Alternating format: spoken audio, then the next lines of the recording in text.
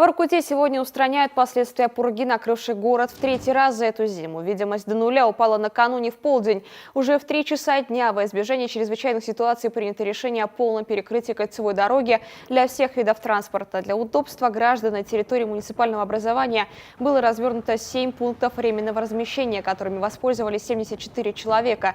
15 из них были размещены на ночь в профилактории Заполярье. Остальные в 22 часа автобусами Воркута-Угля выехали в пункты своего назначения. Ночью, благодаря технике различных организаций, ликвидирован затор из 54 автомобилей, где застрял и рейсовый автобус номер 45.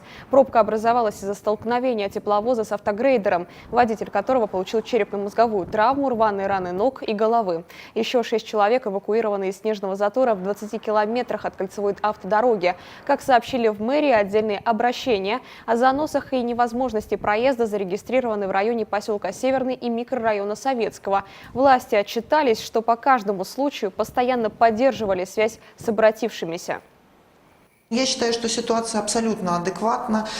В данном случае претензии были еще какого характера, что за 2-3 часа мы не предупредили их о том, что мы закроем кольцо. К сожалению, такая информация заблаговременно у нас не появляется. Она появляется только на основании фактов, тех, которыми мы располагаем. И решение это принимается комиссионно, то есть комиссия по чрезвычайным ситуациям.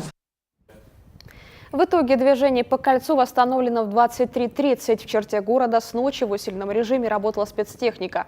Утром спецавтодор вместе с управляющими компаниями приступили к расчистке дорог и дворов воркутинских поселков. Помимо этого проводятся работы по уборке кровель домов от снежных масс. Система освещения работает в штатном режиме. Сбоев в работе ресурсоснабжающих организаций не зафиксировано. Жалоб на нарушение теплового режима не поступало.